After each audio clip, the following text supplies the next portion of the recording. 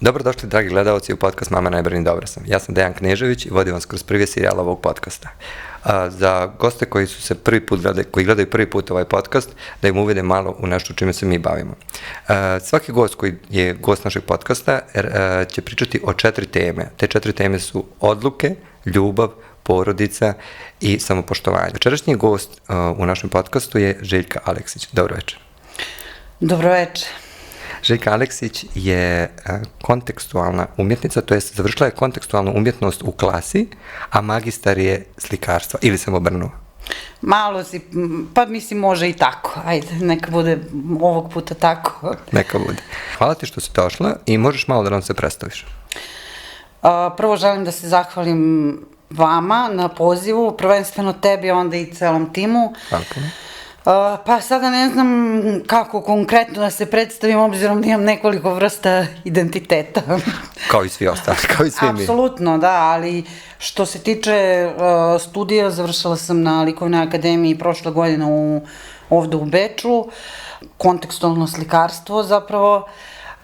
Inače, moji mediji kojima se predstavljam nije ključno slikarstvo, već su i prisutni fotografija i video i sve češće performans.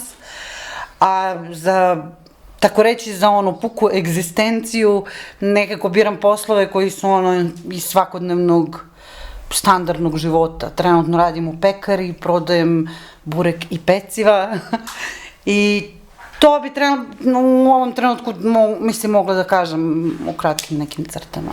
Ok, reci mi kao na prvu temu koji su odluke. Ja i ti kad smo se upoznali, ti si mi pričala da je tvoja odluka nije bila da završiš slikarstvo, nego fotografiju, ako se dobro sjećam. Da, prvo, nekako moram da priznam i da kažem da na moje odluke, a naročito ova koja je presudna trenutno, je najviše uticao moj brat, koji je isto umetnik, Žarko Aleksić, ali i ovom prilikom želim da mu se zahvalim na to. Ja sam upisala ovde zapravo aplicirala sam 2016. godine za fotografa, nove medije zapravo. Međutim, profesor koji je te godine bio u tom žiriranju, prilikom moje prezentacije je bio u fazonu ti nisi fotograf, ti si slikar. Iako pre toga nikada nisam se ni interesovala ni za slikarstvo, niti za taj neki vid umetnosti koji se naziva tradicionalni. Ok, i koje su, mislim, kad je već on bio uporan da te pošalje na taj smjer, koje su to odluke još podrška tvoga brata, koje su to još odluke koje si donijela da bi nastavila to, da prihvatiš to na kojem si putu? Pa ja moram prvo da kažem da nije ni on, taj profesor nije neko ko je insistirao, nego me je samo preusmerio nekako u neku drugu, na neku drugu putanju, za koju nisam ni znala da se možda interesujem, jer kasnije vremenom su se moje interesovanja i promenila i produbila, da kažem. A odluke kao odluke mnogo je teško donositi, svakako, a naročito je meni bilo poput osoba koja dolazi iz male sredine iz Srbije i da tako jednostavno dođem ovde, možda zato što nisam imala šta da izgubim u tom trenutku. Da tiče odluka, kako slikar donosi odluke? Mislim, u suštini, da li su to, mislim, šta bi ti mogla rekao kao slikar, kakve su tvoje odluke? Brze, osmišljene, dugotrajne? Ja ne smem da se predstavim kao slikar, prvo to. Bez obzira što sam završila kontekstualno slikarstvo, smatram da nisam slikar, jer ja kroz sliku radim neki vid produžavanja nekog projekta. Znači, slika je proces, ne krajnji rezultat. Ali mislim da moje odluke koje sam donosila uvek su bile isključivo iz srca. I na to sam ponosna jako. I kroz neku vrstu intuicije koja me je vodila i naravno kroz podršku mog brata i savjetovanje. Tako da su odluke da promenim sredinu, da počnem drugi način života koji je za mene bio iz te perspektive, iz Knjaževca, dalek. bila je prevelika odluka i sada da me neko sa ovim iskustvom, a da se vratim 5 godina unazad, da me neko pita bez razmišljanja, ne bi ni razmišljalo da li da dođem ovde i da radim to što radim trenutno. Tako da mislim da ja kao umetnica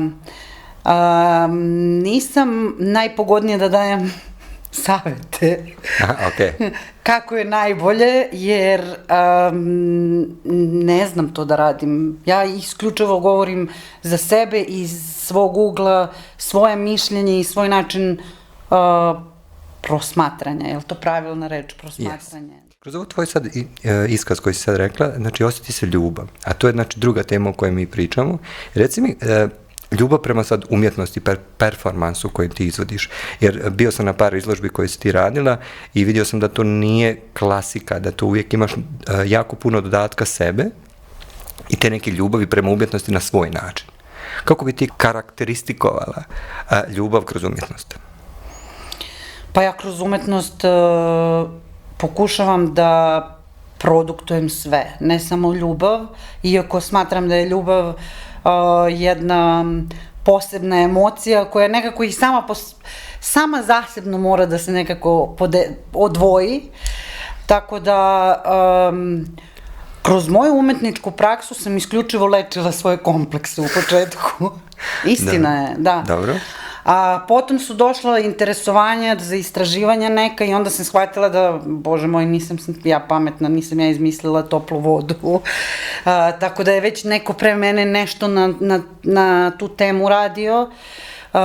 Ja sam samo imala tu potrebu i želju da prezentujem nešto šta smatram da je bitno iz moje perspektive, a da se ne plašim osuda od strane drugih. Jer onog trenutka kada izbaciš nešto u javnost, nekako imaš, u početku te naravno sve dotiče. Dobro. A posle toga, posle određenog trenutka, posle određenog vremena, nekako se definišeš da prihvataš loše kritike, a da dobre prihvataš još bolje, naravno, ali da se ne plašiš osuda i osuđivanja. Da se ne plašiš uopšte komentara, bilo kakav, da li je bio pozitivan ili negativan. A ja mislim da je strah uvek generalno prisutan, ali da nemaš taj moment lošeg osjećaja, nego da te i loša kritika i loš komentar nekako ohrabri da možda ili to modifikuješ, ili da teraš svoju priču ako misliš da to tako treba. Mislim. Koliko si ti iz kritika, iz lošeg iskustva stvorila umjetnost? Iz kritika sam apsolutno stvorila mnogo dobru umetnost iz moje perspektive, zato što prva osoba koja je na mene uticala i koja i danas utiče i koja me na neki način umetnički definiše i oblikuje jeste moj brat. I možda zato sam ja izgradila taj stav da nemam moment loše kritike da me ne boli toliko koliko recimo od njega, jer on je prva osoba sa kojom ja pričam o mojim stvarima koje su vezane za umetnost i prva osoba koja me apsolutno iskritikuje, iako me ono maksimalno podržava, ali nekako želi da me oblikuje i ja znam to, mislim. I ti dopuštaš da te on oblikuje? Pa ne u nekom, ne može on mene da oblikuje onako kako on prosto smo različiti, umetničke prakse i način života i sve drugačije, ali kritike koje dobijam, za koje smatram da trebam da menjam, apsolutno radim na tome da te stvari koje su loše možda poboljšam. Osim ako ne verujem u te loše stvari, pa onda da će ti donijeti nešto kroz umjetnost. Ok, ja sam kroz mnoge tvoje performanse zapazio jedan jako bitan, a to je tvoja knjiga koja je Das Kapital, je li tako, ako se dobro sjećam? To je moj diplomski rad na koji sam jako ponosna, da, Das Kapital je knjiga koja je... Zapravo knjiga počinje 2017. kada ja dolazim ovde, mislim, jel hoćeš da... Da, definitivno. 2017. kada ja dolazim ovde i dobijem tu mogućnost da studiram na Likovnoj akademiji i kroz 5 godine zapravo života, u tom trenutku kada sam ja došla, ja sam prikupljala ta dokumenta i sve te stvari, onda sam to nekako stavila u tu neku fioku i to tako stoji. I vremenom, kako je vreme zapravo proticalo, ja sam i dalje, bar ti, mislim, svako ko je došao od negde zna tu proceduru koja mora da prođe. Procedure svake godine, studenti. I nekako sam ja to taložila i u jednom trenutku u vreme COVID-a sam dobila neku, u vreme COVID-a smo ostali bez posla. Generalno da. Da. I imala sam dosta slobodnog vremena, nisam znala šta da radim, osim tih studija koji su bila preko Zooma, malo nešto preko Zooma. Krenula sam da vrtim te neke, tu neku istoriju mog života u Beču. Spremala si laticu svog života. Pa mislim ti to tako kažeš, pesnički, ali... Da. Ja sam to bila u fazonu, vidi šta sam prošla. I u jednom trenutku sam krenula da slikam, to je i vreme u COVID-a kada ja počinjem da slikam prvi put, znači ja do tada nisam slikala. I onda u tom trenutku razmišljam o mom procesu doseljavanja ovde, načinu na koji živim i o momentu koje... Pa i poteškoćama, samo, mislim, da, bilo je raznih loših situacija, bilo je i nekih predivnih situacija, tako da nekako ne bih želela da pričam previše loše. Ne, da, definitivno. Previše loše jer sama po sebi knjiga je ironična, tako da... A zašto je ironična? Pa zato što se referišem na Karla Marksa i na njegovu čuvenu knjigu Das Kapital. I tema mog diplomskog rada jeste Das Kapital. I u toj knjizi ima od prvog dana, kada sam došla do poslednjeg dana, kada zapravo diplomiram, poslednja strana te knjige je zapravo namenjena za moju diplomu. I hronološkim putem sam u toj knjizi postavljala sva moja iskustva životna, koja se tiču i studije, i posla, i mog života ovde u Beču. I kao umetnika, to jest kao umetnice i kao radnice. I malo je i jeste ironično ako ti u toj knjizi vidiš moj selfie portret, pošto je knjiga bazirana na tim fotografijama i dokumentarnim stvarima iz magistrata, sa AMS-a i tako dalje. Kada ti vidiš moj selfie portret neki u hotelu, hostelu, gde god, gde sam ja u uniformi na radnom mestu, ja radim fotku i ta fotografija je u toj knjizi koja se zove Das Kapital i koja se kroz neki tekstualni deo referiše na Karla Marksa i na pitanja ključna koja su vezana za rad, koja je cena rada, pa onda kada se okrenemo, ja završavam, diplomiram u toj godini i onda postavljam pitanje koja je cena postati umetnica, a ispred, pošto je bio i performans na toj odbrani diplome, takođe imam i cenu, jer ja tu knjigu prodajem za 54.000 eura, otprilike. Toliko košta taj proces koji je uložen u to? Toliko košta, to je zapravo cena koju sam ja izvukla sa mog bankovnog računa. U mom slučaju to je cena moje završene Das Kapitala, tvog kapitala uloženog u tvoj umetnost. I knjiga postavlja još jedno pitanje, pošto sam ja kao doseljenik ovde, kao student, ja sam i u mojoj zemlji gastarbajter i ovde sam gastarbajter. Kao i mnogi koji dođu. Apsolutno, ali nekako kada sam u tom nekom krugu umetničkom i to, ja imam neke ozbiljne radove, mislim ja smatram da su ozbiljni, za koje nekako sam žela da tom knjigom predstavim moj kapital koji nije koji nije gipsani lav u mom rodnom gradu ili ne znam Mercedes, nego je prosto uloženo u obrazovanje.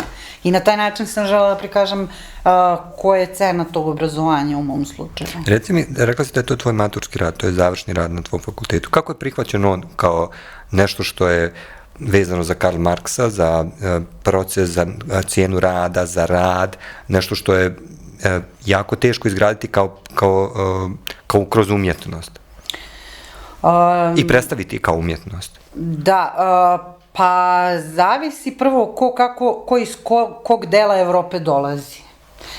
ako pričamo na studente, na moje kolege ili na ljude koji su baš me zanima to, da. Zavisi odakle dolazi. Recimo ja kada sam pričala o mojoj koleginici pre par godina, da je moj radni sat bio 5 eura, ona rekla, pritom je ona Austrijanka i to nema šanse, to ne postoji. A zapravo sam ja neko ko je to tako radio. I radovao se to?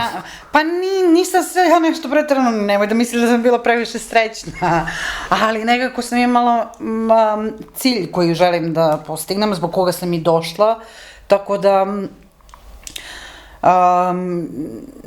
tih 5 evra su u nekim situacijama i u nekim slučajima bile mnogo velike cifre. Da, imamo jako veliku vrijednost. Da. Tako da, a što se tiče profesora i generalno akademije, ja ne mogu da kažem ni jednu lošu stvar o tome, niti ne ni kao kroz šalu, pošto sam imala od prvog dana, prvo sam primljena na univerzitetu bez poznavanja nemačkog jezika i bez poznavanja sa jako oskudnim engleskim jezikom.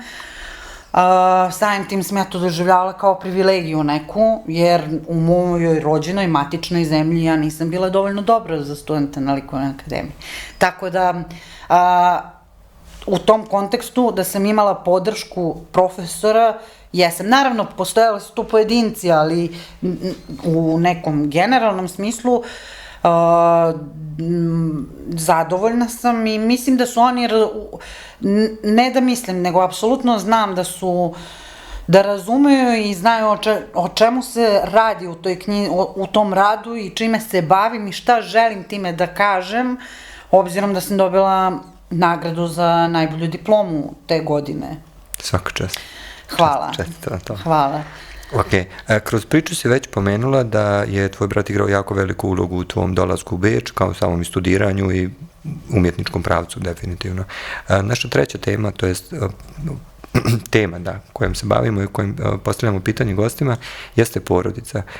Osim brata, sam ispratio da ti je u tvom performansu učestvovala i tvoja majka i tvoja baka, ako se ne varam. Da. I u suštini, koliko porodica znači u tvom ostvarenju sad generalno? Ja ću sada da se vratim, ti si mene lepo to pitao i lepo si definisao, a samo ću malo da se vratim na temu onu kada je ljubav u pitanju. Može. Pre par godina smo došli, moj brat, pošto i on žive ovde, brat i ja kući i sada pričamo nešto posle ručka. Tema je naravno umetnost i sada ja prezentujem neke moje ideje, pričamo mi tako. I moja majka koja gleda u nas dvoje i sad mi pitamo nju za mišljenje, kao, pa šta ti misliš, pa... I ona kaže, deco, ja vas ništa ne razumem, ali vi imate moju podršku u tome što radite. Tako da to je jedna rečenica, jedan trenutak koji je meni zabeležen u mozak, bukvalno, jer je to valjda ključno kada je ljubav u pitanju, podrška. Tako da... Za mene, ja dolazim iz takve sredine da generalno porodica je jako bitna. Možda ja sada grešim ako kažem da je ovde drugačije, ne znam, ali imam utisak da meni fali moja porodica ovde. A činjenica je da ih imam i da su tu prisutni, iako nisu fizički tu, prisutni su uvek. Tako da mislim da je mnogo bitna i da je ključna zapravo ne samo u razvijanju jednog čoveka, mislim da je to, nije bitno kakav će on da bude i ko će on da bude, ali u tom procesu nastajanja te ličnosti mora da bude dobar ako je tu uz njega njegovi najbliži. Ako je porodica podrška i kroz ljubav pokazana. Tako da u tom performansu, da, inače ja imam jako divnu liniju, tu žensku sa mamom i sa mamom moje mame i radili smo taj performans i ja sam znala da one mene vole, ali tad sam shvatila da je to... Koliko? Da. Nije lako. Na toj izložbi je bilo preko 500 posetioca i sada nije bilo meni lako koja se već bavim nekako tim stvarima, videla sam svašta, imala sam raznorazna očekivanja jer u performansu performans je takav sam po sebi da ne možeš da ispratiš ono što si isplanirao, jer imaš reakciju od publike, na primer, i može da se desi nešto, mislim. I imala sam neke strahove za, na primer, moju nanu koja je žena u godinama, 75 godina, 72, 3, 5, nema veze, koja je iz male sredine, koja je onako poprilično, kako da kažem, nije imala priliku da bude često u takvim gužvama, naročito ne u tim nekim... A da nije svadba ili... Pa da, ali nije, nisu ni te svadbe aktualne više tako, ali nije, sad to nije ključno. I onda sam tu shvatila da žena idemo, radimo, ona ima veću energiju nego ja, ona više može nego ja. I onda sam nekako, bitno je, mnogo je bitno. To je jako lijepo čuti da jednostavno kroz umjetnost porodica koja ne razumije o čemu se radi, jednostavno bude tu u svakom trenutku i podrška za sve. Pa jeste, nije baš da oni ne razumeju sve što mi radimo, ali u većini slučajevi razumeju, pa to je poenta ljubavi, to je poenta svih tih porodičnih doživljaja, ja mislim. Mislim, nekakva prezentacija za druge ljude ili nešto poput toga kao ja, mi smo divna. Naravno da i mi imamo isto i diskusije i svađe i mi se glasno smejemo, glasno se i svađamo, to je ključno kod nas. Ja mislim da je to na Balkanu bukvalno pa možda, ne. Osnova ljubavi, glasni smo. Dobro, ne bijemo se, to je ključno. Dobro. Mada ima i slučaj. Da, jako je bitno to porodica, ljubav, povezanosti, u suštini odluke se donose u porodici. Sve odluke najbitnije, ti obično imaš savjetovanje sa porodicom, pitaš za savjete, tvoj brat je odigrao jako veliku ulogu u tvom dolasku ovde. Dobro, naravno i moja porodica sa tom podrškom, mislim... Da, definitivno, da. Ok. Samouvjerenje.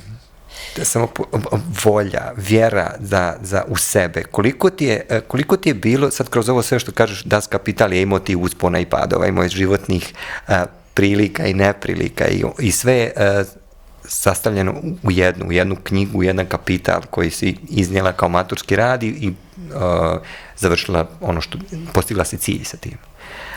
Reci mi, koliko je vjera u sebe bitna da se dođe do cilja? Pa želiš moje onako iskreno mišljenje. Iskreno tvoje mišljenje.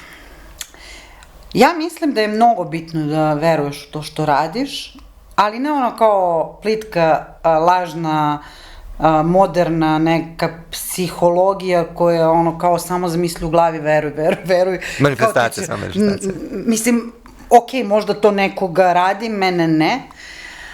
Mnogo je bitno da imaš iza sebe osobu koja će onog trenutka kada ti staneš, bez obzira što veruješ u sebe, onog trenutka kada ti staneš da te ona pogura, jer ja sam imala situaciju baš na prijemnom ispitu, odbio me taj prosledio me dalje i za mene su bili zainteresovane tri klase.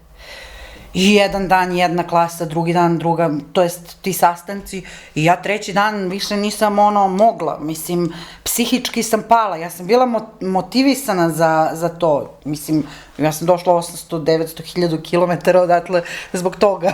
Da, za fotografiju, da.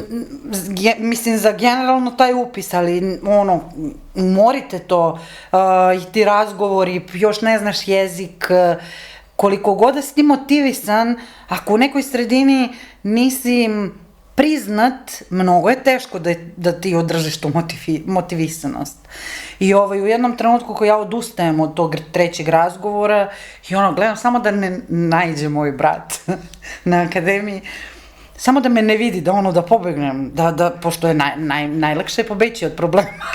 Da, to je najlakše, da. I čovek se stvara ispred mene i kuca na vrata i otvara vrata i ja moram da uđem u taj sastanak. I da li je taj treći sastanak bio to? Nije, ne. Ja sam već na drugom tom sastanku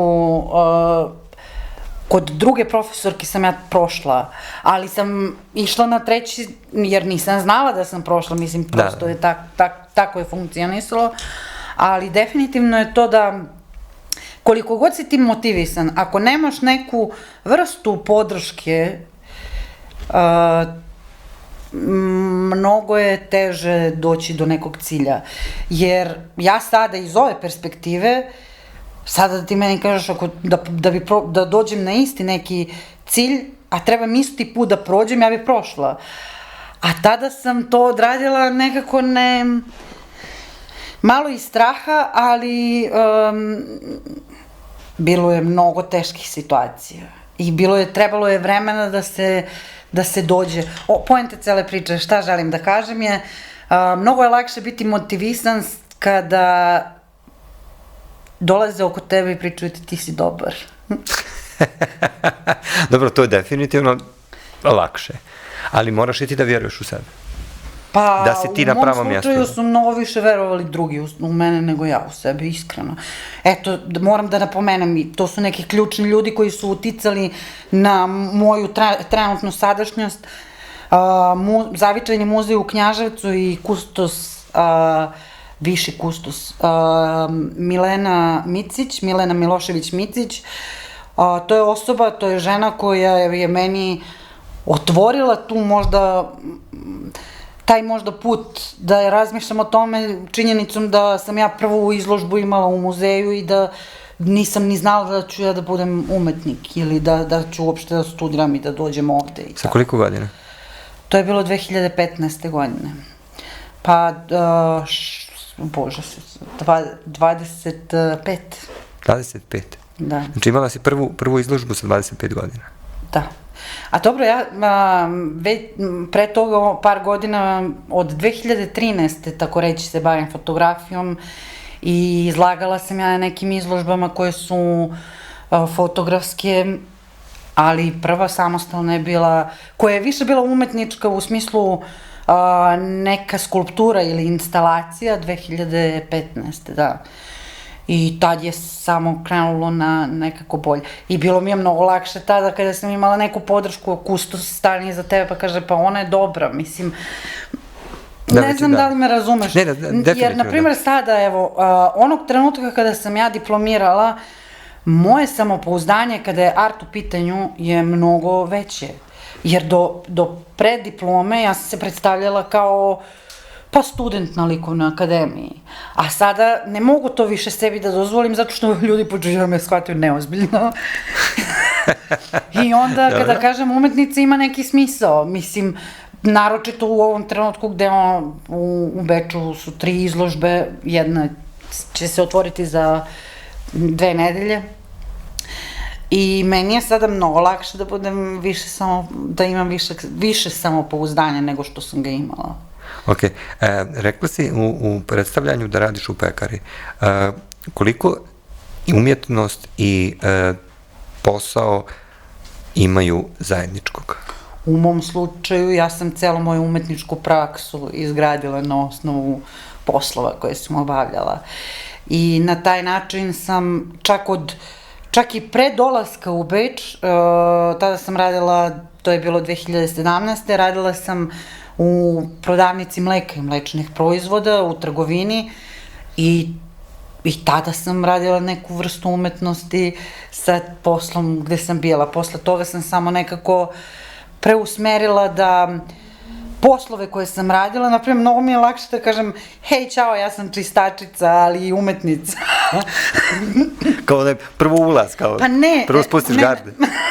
Nije to spuštanje garda, to su neke istine koje, pritom ja apsolutno nemam nikakvih predrasuda kada su poslovi u pitanju i smatram da je svaki posao častan posao, dobar posao, ali mnogo je nekako, meni je bilo teško u početku da, moja mama je plakala kada sam ja rekla, pa znaš ja čistim, doduše u maminoj glavi je to bilo zamisao da su to, ne znam, ja brišem prašinu možda u nekoj kancelariji, ali sama činjenica da u jednom trenutku sam radila možda u Srbiji bitniji, ozbiljniji posao, pa sam batalila tu hemijsku, na primjer, za metlu.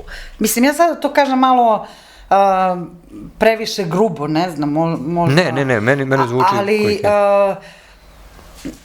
nekako sam imala tu potrebu da spojim umetnost i posao koji radim, jer ja ne bi bila čistačica da nisam bila student. Da. Sada je to možda zvučalo ružno, jer ja imam prijatelje koji su i čistači, i perači prozora i sve to, i ne bih želela da budem definisana na taj način da imam, da omalovažavam bilo kakvu vrstu poslova, jer ja baš naprotiv smatram da i u tim krugovima, ja time i kroz moju umetničku praksu se i trudim da spojim i te ljude za koji se smatra da ih ne interesuje ni umetnost, ni odlazak u bioskop, da to rade ljudi, bez obzira šta oni obavljaju i koje poslove rade. Mislim, to je ključ. Nisam bio na zadnjem izložbi tvojoj, ali sam vidio da si imala hljeb, to je krusa, kod nas kažu u Bosni i Hercegovini, i možeš da mi kažeš nešto više o tome, jer me baš zanima, je li bilo na nekog specifičan način, bili su zujalice za garderobu ili tako nešto? Nije to za garderobu, to su zujalice, alarm za produkte. Dobro. Projekt. Za produkte koji se nalaze u objektu, u trgovinskim objektima. I ti si njim instalirala na hljeb? Da. Dobro. Da. To je rad koji je inače novi rad u pitanju. Jel otkrivamo nešto sad? Ma ne, možemo, nije... Evo ovako, ja živim u 15. becirku. 15. becirk je nekako previše prljav, ruralan, previše auslandera ima i recimo, ne znam sada da li si ti možda primetio, ali kada odeš u prodavnicu, na primjer konkretno evo u Peniju, preko puta West Bahnhofa, svaki produkt ima zujelicu. Nisam to primetio. Jaja, pivo, limenke, kutija limenke piva imaju, kola, Coca-Cola limenka ima zujelicu, sve. A recimo odemo u 18. becirku koji je malo bogatiji kraj gde žive... Ti nema toliko auslandera, da? Tamo imaju samo skupi produkti poput, ne znam, u stvari šta je danas skup produkt? Šampon za kosu nije skup, to je svakodnevnica, ali recimo u nekim parfimerijama je sasvim logično da ima ta zujelice, ali nekako na jaja i brašno malo mi je to jezivo. To me podsjeća, ja dolazim iz jedne zemlje koja je bila u inflaciji, onda ulazim u drugu zemlju koja ulazi u inflaciju. Nekako inflacija ide za nama. Nekako, i ja kao umetnik sa Balkana, koji od mene se očekivalo da se bavim nekako tim balkanskim klasičnim temama koji su vezani možda i za rat i za tako neke stvari. Nema i puno, par ti neki tema koje konstantno pričamo. Pa dobro, da. Ja odlučujem da austrijskom društvu pružim nešto, ja kao umetnica... Uvod u inflaciju. Apsolutno, zato što se moj rad zove, kako se zove, pravilnik za korišćenje stvari u kriznim situacijama. To jest, instrukcije za u kriznim situacijama. Mislim, ti hlebići su samo jedan deo rada, pošto sam ja želela da u galerijskom prostoru u vreme otvaranja izložbe nestane struja, naravno to mi niko nije dozvolio, ali... Da bi bio performans za uvod u to. Da. Ja nekako želim da prikažem Austrijancima šta će biti ovde. Da ih pripremiš? Da. Zanimljivo, kroz umjetnost. Pa ja mislim da je umetnost... Preživeti kriznu situaciju. Ne preživeti, nego umetnost menja svest. To je moje lično mišljenje. Mislim da. Zanimljivo. Dobro, ti si rekla da je to samo jedan dio. Kad možemo očekivati nastavak uvoda u kriznu situaciju? Drugi deo tog rada će se odvijati verovatno krajem avgusta, gde ću prezentovati svoj katalog proizvoda. Iz pekare? Ne iz pekare, nego Pa ne bih sad baš sve da otkrivam jer je to proces, trenutno sam u procesu, ali to će biti jedna umetnička knjiga u kojoj će biti produkti koje sam nalazila u tim prodavnicama koje su ono markirane, to jest etiketirane, to jest sa tim zujelicama. Inače, taj hleb koji sam postavila, nisam ja slučajno i tek tako, Austrija nema tradicionalni hleb, to jest njihov baš pravi tradicionalni, ali ovaj Rügenbrot je nekako najbliži, da. I ja sam namerno uzela, ja sam mogla da uzmem beli hleb, ali nekako sam imala želju da to bude taj neki koji Austrijanci konzumiraju jer je preskup. Inače, 10 eura je u nekim malo boljim pekarama, a u ovim oko 5 eura se kreće. I iz tog razloga zašto sam uzela austrijski? Zato što najviše Austrijanaca dolaze na izložbama. Tako da... Da je to njima u suštini logično, to jeste prepoznaju u suštini performans. Ne znam da li su oni prepoznali bilo šta. Dobro, okej, ali ima nastavak pa će vjerovatno u nastavku da skopi čitavu sliku. Pa ja sam samo želela da stavim u situaciji te ljude malo u neprijatnoj, nelagodnoj situaciji kao što sam ja svaki put kada uđem u tom peniju i kada s vremena na vreme dođe meni čovjek iz obezbeđenja koji mi kaže molim vas otvorite torbu jer on vidi da sam ja Auslander jer ja nisam po građi Austrijanac. On zna po statistici da u 15. becirku najmanje ima Austrijanaca i oni znaju apsolutno zašto stavljaju te zujelice. Reci mi kako su Austrijanci reagovali na taj tvoj performans? Interesantno. Zapitali su se? Možda, ne znam. Pa saznaćemo na kraju pa možda, ne znam. Te tvoje izložbe. Koliko dijelova te izložbe, je li imaš neki koncept trenutno ili će to da se bude umjetnički pa sad da odlučiš da li će biti još 2 ili 3 dijela tog koncepta? U tom, taj rad sadrži taj hleb sa tim zujelicama koje zuje s vremena na vreme. A ti njih oni su aktivne? Pa na neki način da, aktivno je u galerijskom prostoru, da.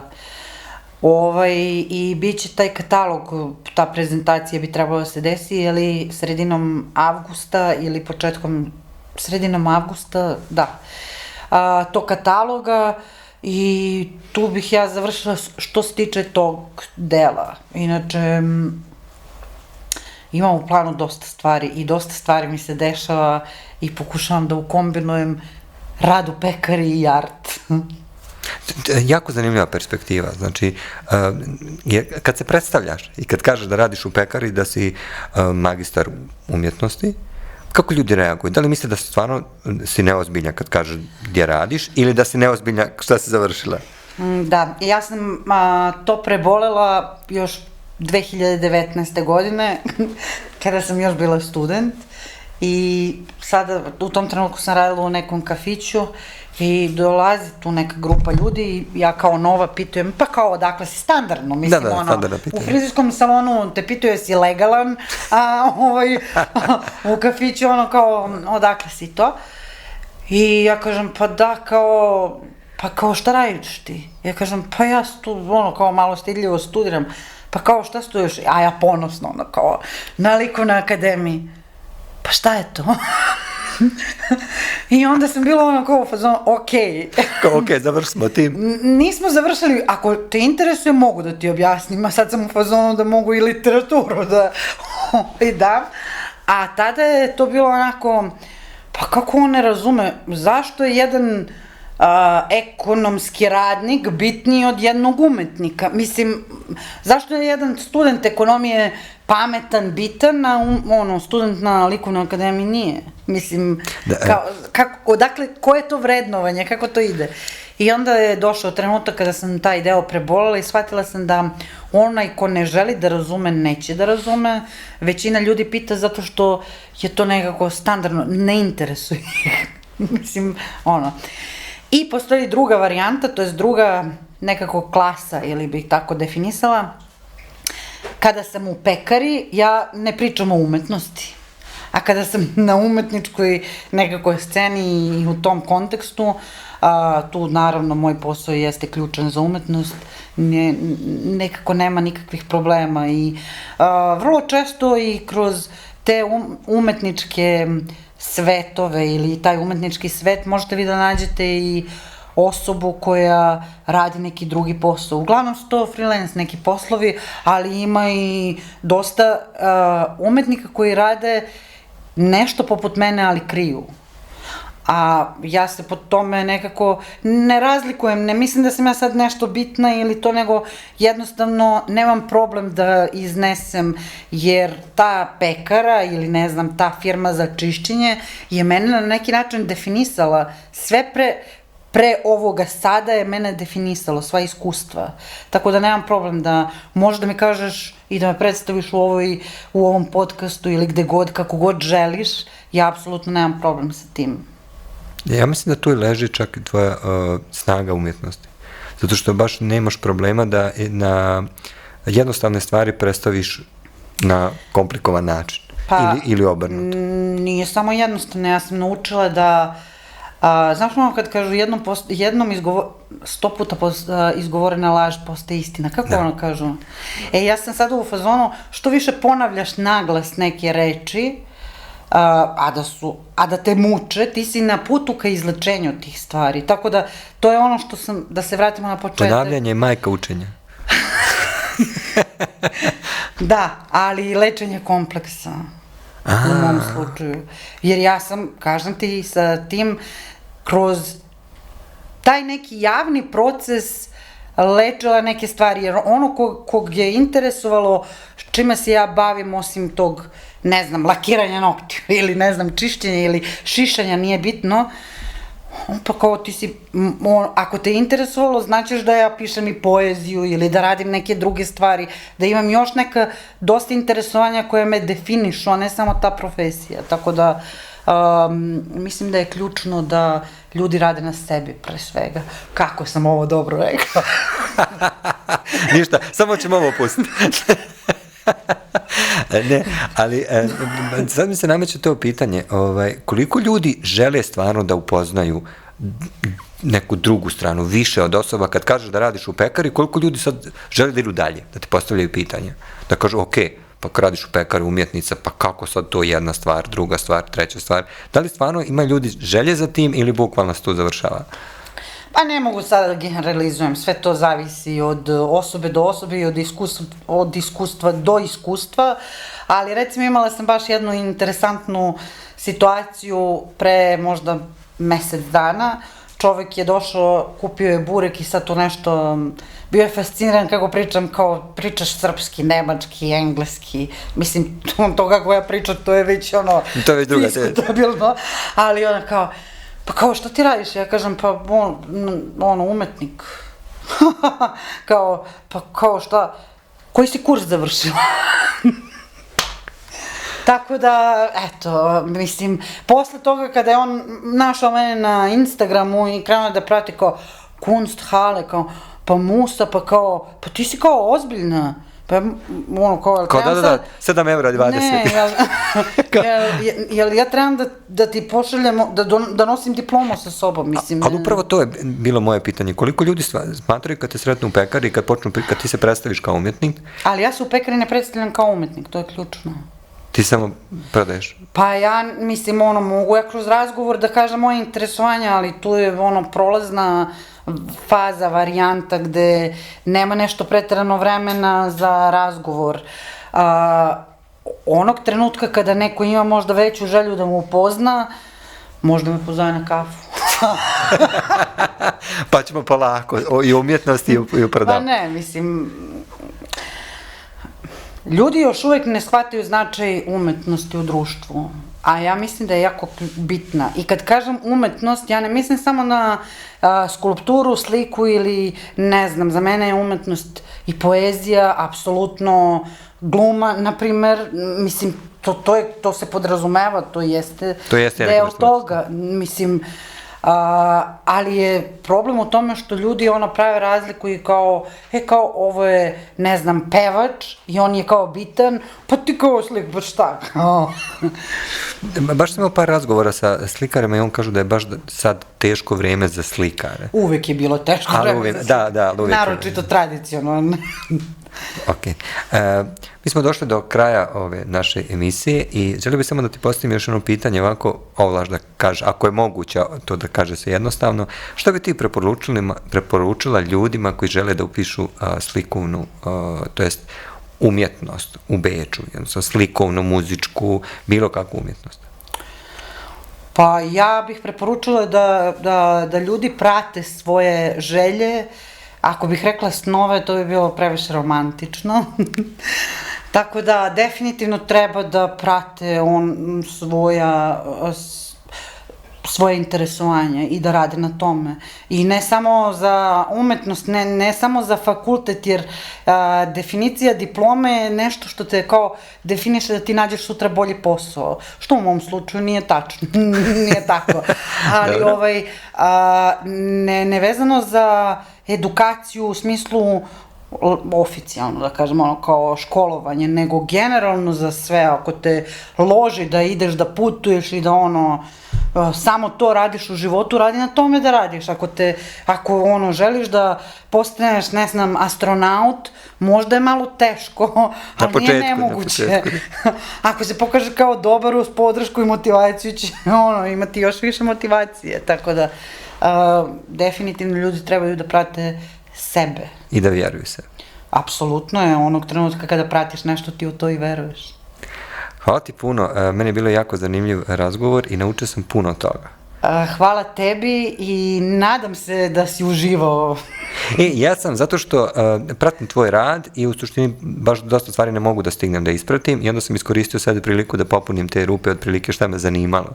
A i da gledaoci mogu da čuju i da vide da se mogu spojiti dve krajnosti. Da se može spojiti neki običan posao i da to uopšte nije prepreka da ti budeš dobar umjetnik. I da iz toga običnog posla, mislim kad kažem običan posao, i ja sam radim na baušteli kao zavarivač i sad dođemo ovdje snimam podcast ili glumim u predstavi. Jako su velike krajnosti, ali se iz toga izvlači snaga da se pokaže nešto drugačije ili neke drugačije performansi, da se ljudima da kažu da čovjek koji ima maštu, nebitno čime se bavi, može da pokaže mnogo toga.